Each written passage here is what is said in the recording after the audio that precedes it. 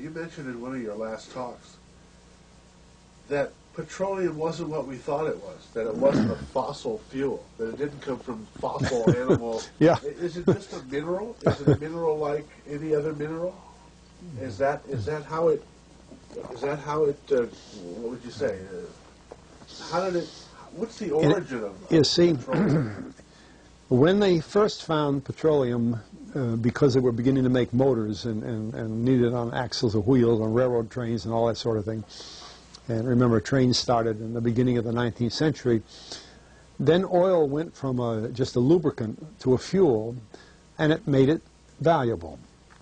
And Rockefeller happened to be the smartest man in the business at the time, but he made most of his money, or much of it, off the transport of the petroleum as well as selling it. But one thing they realized was, because oil is putting a price on oil is like putting a price on a pail of water. You know, no initial cost. It's in the ground, and in those days they were, some of it almost what you'd call surface mining the oil. They didn't go down deep.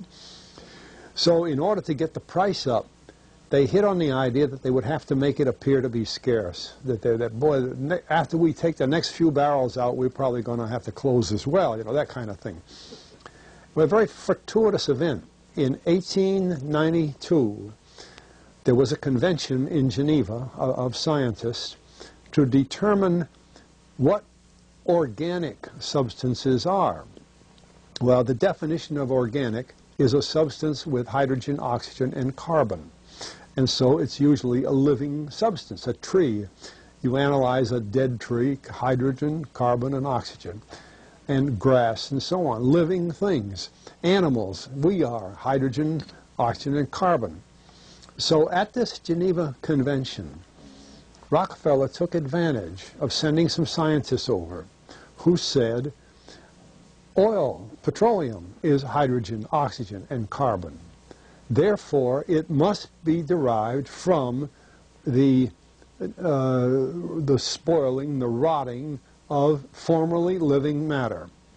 And playing the game properly, when this scientific convention was over, they defined oil as the residue from formerly living matter. Well, that makes it a fossil fuel. I don't know why they decided to use the word fossil, but it says formerly living matter, it's fossil.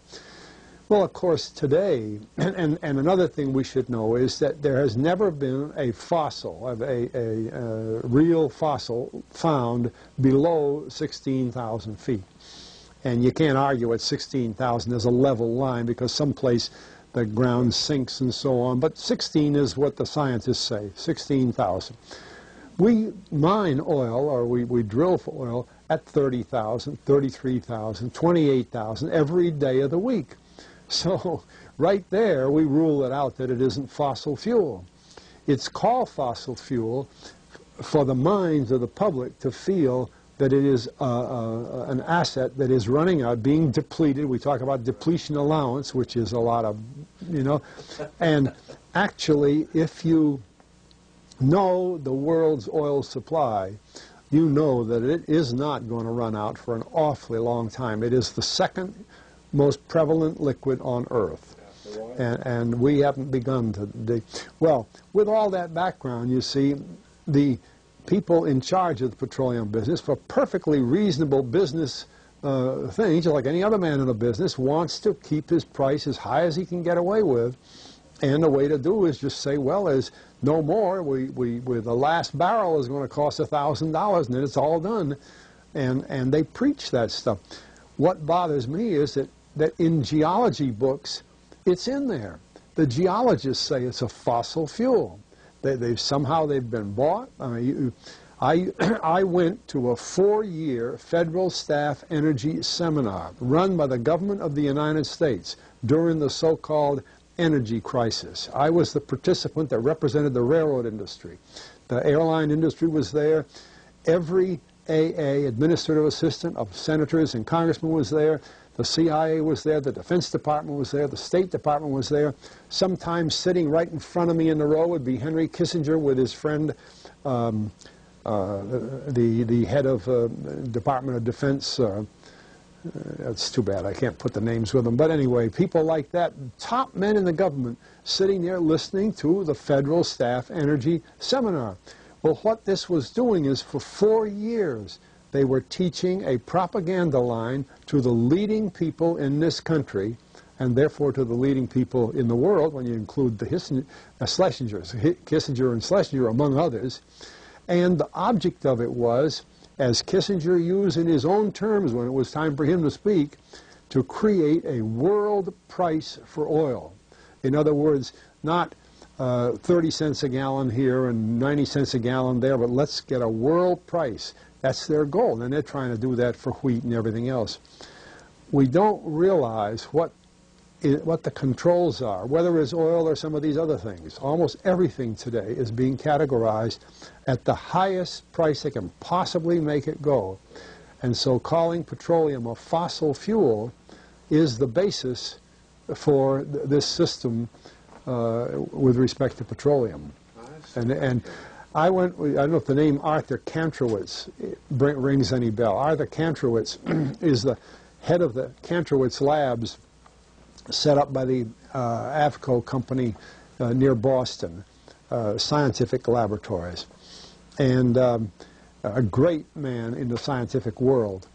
And Kantrowitz and I were sitting at a table at this seminar once, and the table happened to be all young college grad, PhD geologists. And so just to get a conversation started, I turned to Kantrowitz and I said, Arthur, what do you think about this foolishness of these speakers talking about fossil fuel? And it was kind of put up. He started laughing. He said, you know, that gets me. He says, I don't have a geology degree, but he had 1,000 other degrees. And he said, I don't understand. He said, you'd think that these heads, these other fellows at the table, we did it on purpose, start listening, you know.